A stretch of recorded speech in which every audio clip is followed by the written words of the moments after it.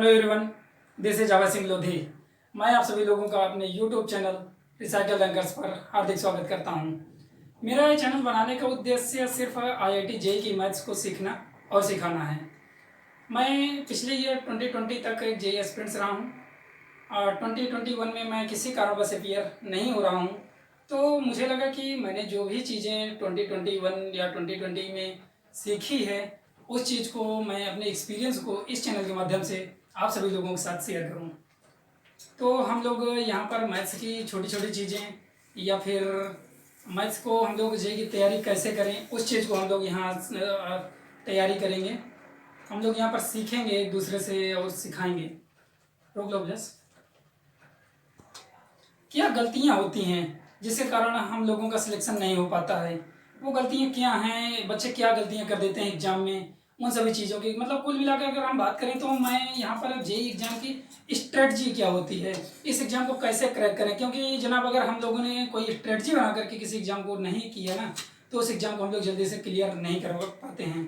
तो यहाँ पर हम लोग बेस्ट स्ट्रेटजी और बेस्ट टेस्ट सीरीज कौन सी हैं, बेस्ट बुकेज कौन सी हैं, या फिर बेस्ट गाइडेंस, सबसे मेन होता है गाइडेंस। गाइडेंस कौन सी चीज़ है, इस चीज़ के बारे में हम लोग यहाँ पर बात करेंगे। रोक दो बस, रोक लो।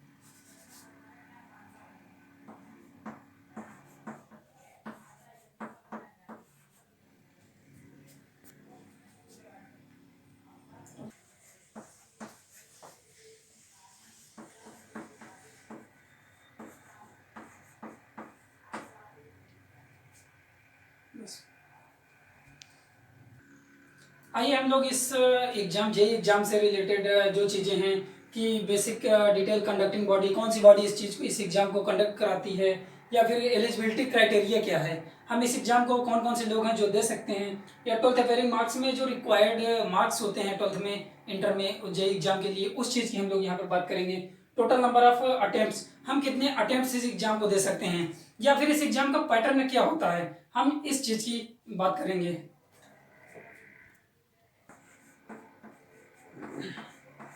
आईआईटी जेईई मेंस, इस एग्जाम को सबसे पहले जो है सीबीएसई आपका कंडक्ट कराता था। सीबीएसई अभी गत वर्ष शायद एक दो साल पहले से ही, कुछ दिन पहले से इसकी अथॉरिटी जो है एनटीए को आप लोग जानते ही होंगे, नेशनल टेस्टिंग एजेंसी के नाम से जानते हैं। एनटीए अब इस एग्जाम को कंडक्ट कराती है जो कि जेईई मेंस के लिए सिर्फ। इन दिस कंट्री हम लोगों की यहाँ पर टोटल जो हैं 23 जो हैं आईआईटी हैं। आईआईटी जो हैं हम लोग यहाँ पर 23 हैं, और जो है 31 जो हैं एनआईटीज हैं, एनआईटी, और 28 जो हैं ट्रिपल आईटी हैं, ट्रिपल आईटी। हम लोग यहाँ पर ये चीज़ें हैं, और इनके थ्रू हम लोग जो एग्ज़ाम देते हैं जेईई मेंस का, उसके थ्रू हम लोग कुछ इन कॉलेजों को, ये जो हम लोगों के गवर्नमेंट कॉलेज हैं, उन कॉलेजों को हम लोग यहाँ पर से प्रेफर करते हैं अपनी रैंक के अनुसार, और जिस हिसाब से हम लोगों के मार्क्स होते हैं उसके अनुसार हम लोगों को कॉलेज मिलते हैं। जेईई मेन एग्ज़ाम जो है आपको 12th अपेयरिंग के साथ जो है 12th अपेयरिंग, मतलब कि आप जिस समय 12th में होते हैं उसके कॉन्जुकेटिव 3 साल तक आप लगातार एग्जाम देते हैं। और जो है कि हम लोगों के जेईई मेंस के एग्जाम जो होते हैं पर ईयर हर साल जो है साल में 2 बार होते हैं, जो कि मतलब जैसे कि जेईई मेन हो गया, जेईई मेन, ये एग्जाम आपको साल में 2 बार आप कंडक्ट कराते हैं। जो पहला एग्जाम है आपका जनवरी में होता है, दूसरा एग्जाम जो होता है आपका अप्रैल में होता है। तो बेसिकली हर साल आप लोग एक साल में 2 बार इस एग्जाम को देते हैं। कुल मिलाकर आप लोगों के पास 3 साल आप कॉन्जुगेटिव दे सकते हैं। इसका मतलब है कि आप लोगों के पास टोटल 6 अटेम्प्ट हैं इस एग्जाम को देने के लिए। इस एग्जाम को आप 6 बार देते हैं। हम लोगों को पता है कि इस एग्जाम को हम लोग टोटल 6 बार दे सकते हैं। तो अब हम लोग बात करते हैं इस एग्जाम को हम लोग कैसे, मतलब कि इसका मोड क्या है एग्जाम का। हम लोग मतलब कि ऑनलाइन होता है या ऑफलाइन। तो जो होता है आपका एग्जाम मोड जो है आपका वो है ऑनलाइन। ये एग्जाम हमेशा अभी कम से कम मुझे लग रहा है कि 5 सालों से ये एग्जाम ऑनलाइन होता आ रहा है। तो अब ये आगे भी ऑनलाइन होता रहेगा।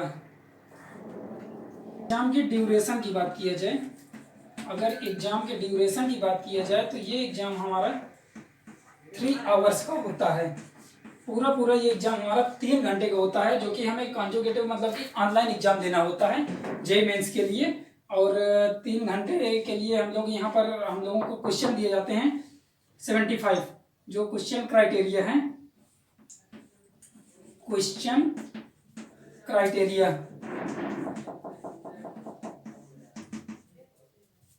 क्राइटेरिया में क्या है हम लोगों का कि हम लोगों के यहाँ पर 75 क्वेश्चन इस समय आते हैं। 75 क्वेश्चन में से हम लोगों के यहाँ पर फिजिक्स, केमिस्ट्री और मैथ, ये तीनों के सब क्वेश्चन आते हैं हम लोगों के यहाँ पर। जैसे कि अगर 75 में जो है 25 क्वेश्चन आपके फिजिक्स के आते हैं और 25 क्वेश्चन केमिस्ट्री के आते हैं। इसी तरह 25 क्वेश्चन मैथ्स के आते हैं। 25 क्वेश्चन में अगर हम बात करें कि ये किस टाइप के क्वेश्चन होते हैं, 25 क्वेश्चन में हम लोगों के 20 क्वेश्चन जो होते हैं वो ऑब्जेक्टिव होते हैं, ऑब्जेक्टिव क्वेश्चन होते हैं। और जो 5 क्वेश्चन होते हैं हर एग्जाम में, 5 क्वेश्चन जो होते हैं वो होते हैं 5 क्वेश्चन आपके न्यूमेरिकली वैल्यू पे आते हैं, न्यूमेरिकली। इसी तरह से इन सब के भी 20 क्वेश्चन ऑब्जेक्टिव, 5 क्वेश्चन न्यूमेरिकली, और इसके भी मैथ्स के 20 क्वेश्चन सब्जेक्टिव, वो सॉरी ऑब्जेक्टिव, और 5 क्वेश्चन न्यूमेरिकल आते हैं। एग्जाम लैंग्वेज, ये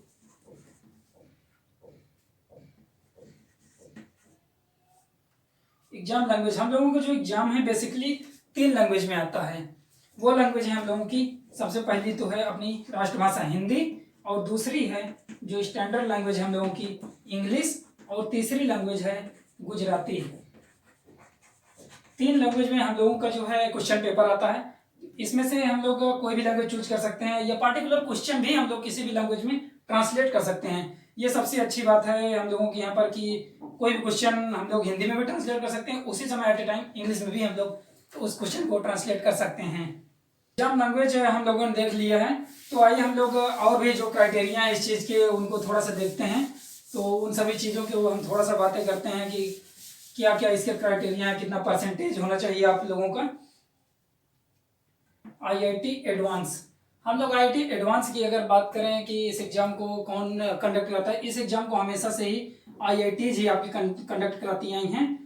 कोई भी एग्जाम कभी भी हुआ है तो सिर्फ IIT ने लिया है अभी तक का एडवांस के लिए। एडवांस आप लोग जब जेईई मेंस का जो एग्जाम देते हैं उसमें से अपना जो साल में आप लोग 2 बार जो एग्जाम देते हैं उसमें से आपका जो बेस्ट स्कोर होता है किसी का भी, उस बेस्ट स्कोर से आप जेईई एडवांस के लिए एलिजिबल होते हैं। इसका मतलब है कि आप साल में 2 बार एग्जाम देते हैं तो आप लोग 1 बार जेईई एडवांस के लिए क्वालिफाई करते हैं या अपीयर हो सकते हैं उस एग्जाम के लिए। अगर आप लोग साल में 3 बार कॉन्जुगेटिव 12th अपीयरिंग के बाद 3 बार कॉन्जुगेटिव आप लोग एग्जाम देते हैं तो आप लोग कुल 6 बार एग्जाम दे चुके होते हैं। इसका मतलब आप जो जेईई एडवांस के लिए है आप 2 बार क्वालिफाई करते हैं, सिर्फ 2 बार।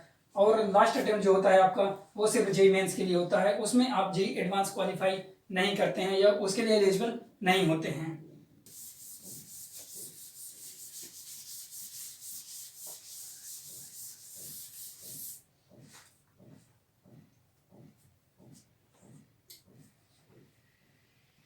क्राइटेरिया क्या है कि इस एग्जाम को कौन कौन से लोग या कितना परसेंट होना चाहिए उस चीज़ की हम लोग बात कर ही चुके हैं।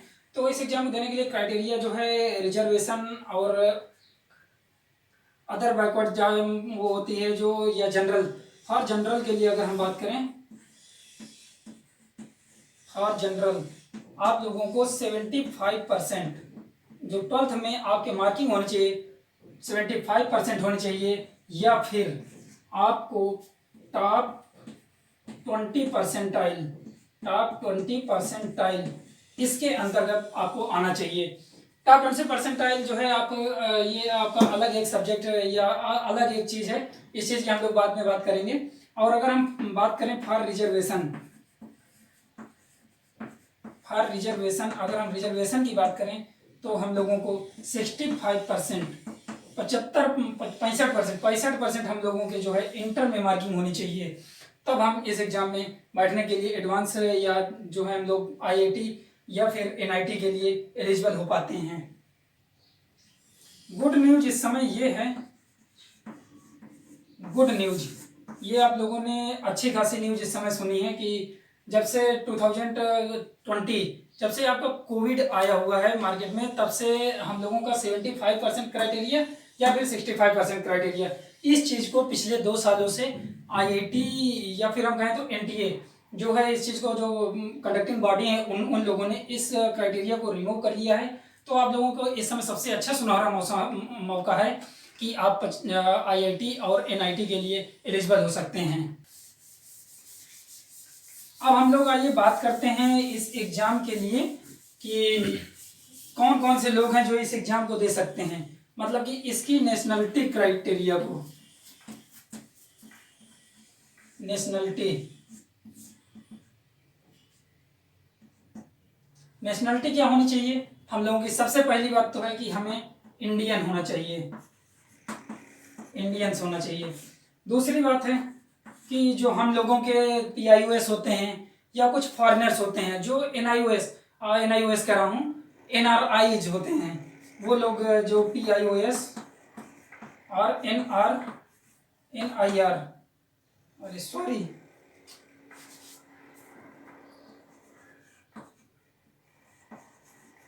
फॉरेन एनआरआई जो स्टूडेंट्स होते हैं वो जो इस एग्जाम के लिए अपियर करते हैं या वो लोग भी इस एग्जाम को दे सकते हैं। इन लोगों की नेशनलिटी हम लोगों के यहाँ पर दी जाती है। और अगर हम एज की बात करें कि हम लोगों की उम्र कितनी होनी चाहिए, तो हम लोग एज है जो है इसमें नन, किसी भी आप उम्र के हैं आप आईआईटी एग्जाम के लिए अपियर हो सकते हैं। कोई भी किसी भी उम्र में हम आईआईटी के लिए एलिजिबल होते हैं। जब हम लोगों का सिर्फ 12th हमें सिर्फ मार्क वो करता है कि हमारा 12th कब हुआ था, उससे कॉन्जिक्यूटिव हम 3 इयर्स तक इस एग्जाम के लिए एलिजिबल रहते हैं। अब हम लोग बात करते हैं कि इस एग्जाम के लिए मार्किंग कितनी होनी चाहिए, मतलब कि किस इस एग्जाम में कितने क्वेश्चन तो आते हैं, उन सब की बात हो ही चुकी है। मार्किंग क्या है, क्राइटेरिया ऑफ मार्किंग, क्वेश्चन पे कितने नंबर हम लोगों को मिलते हैं। तो हमें मिलते हैं अगर करेक्ट आपका क्वेश्चन है तो आपको मिलते हैं +4 मार्किंग होती है। अगर आप अगर आपका क्वेश्चन गलत होता है तो आपका माइनस होता है 1 नंबर। जो आपके अगर हम लोग किसी भी न्यूमेरिकल को सॉल्व करते हैं, न्यूमेरिकल वैल्यू के क्वेश्चन को हम लोग अगर सॉल्व करते हैं तो हम लोगों को मिलते हैं +4 मार्क्स। अगर हम लोग इसको अनअटेम्प्ट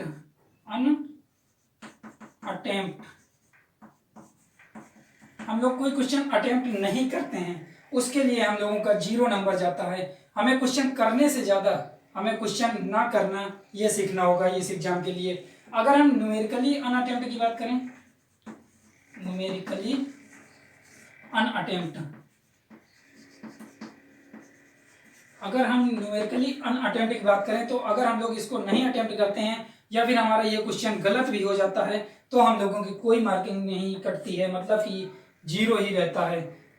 तो हम लोग इनकरेक्ट यहाँ पर जैसे बात करें ऑप्शनल वाले जो होते हैं ऑब्जेक्टिव क्वेश्चन होते हैं, उसमें हमारा 1 नंबर जाता है, जबकि न्यूमेरिकली वैल्यू में हम लोगों के कोई भी नंबर नहीं जाते हैं।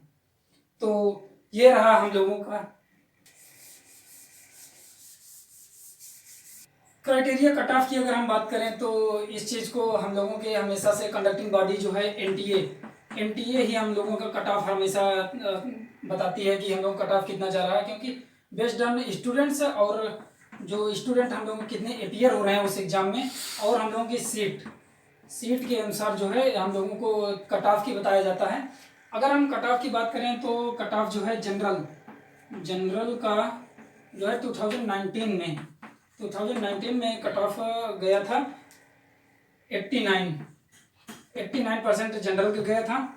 और ओबीसी का आपका गया था 75%। अगर हम बात करें शेड्यूल कास्ट का गया था हम लोगों को 45%। अगर हम शेड्यूल ट्राइब की बात करें तो उस समय गया था 40%। यह क्राइटेरिया रहा है आपके जेईई मेंस के कट ऑफ का, जिसके द्वारा आप एडवांस के लिए क्वालिफाई करते हैं। और 2020 की अगर हम बात करें कट ऑफ की, तो जनरल के लिए जो था 90% था। और ओबीसी के लिए आपका जो परसेंटेज कट ऑफ था 72 था, 2%। और एससी के लिए आपका था 50। और शेड्यूल ट्राइब का था आपका 39%। तो कुल मिलाकर ये सभी जो क्राइटेरिया रहे हैं 2020 के, इस चीज़ के जब कट ऑफ आप जेईई मेंस का निकाल लेते तो आप एडवांस के लिए इस कट ऑफ के द्वारा एलिजिबल होते हैं। 2019 की अपेक्षा अगर देखा जाए तो ये चीज़ यहाँ पर शेड्यूल कास्ट का जो है हम लोगों का 54 परसेंटाइल था। 54 परसेंटाइल की बात हम लोग बाद में करेंगे। 54 परसेंटाइल था। तो हम लोगों का देखिए कट ऑफ थोड़ा सा यहाँ पर इंक्रीज किया है कई जगहों पर। तो हम लोग ऐसे ये पूरी जानकारी रही आपकी आईआईटी जेईई एग्जाम से रिलेटेड। सारी चीज़ें जो मैंने अभी तक डिस्क्राइब की हैं ये रही आईआईटी जेईई मेन के एग्जाम से रिलेटेड क्वेरी। अगर ये क्वेरी आप लोगों को पसंद आई है तो आप लोग इसको लाइक कर सकते हैं, शेयर कर सकते हैं, या फिर अपनी अटेंडेंस कमेंट बॉक्स में लगा सकते हैं। तब तक के लिए आप लोगों का शुक्रिया, और मिलते हैं हम लोग अगले वीडियो में, जहां पर हम लोग आईआईटी जेईई एग्जाम की सारी चीज़ों के बारे में डिस्कस करेंगे। धन्यवाद।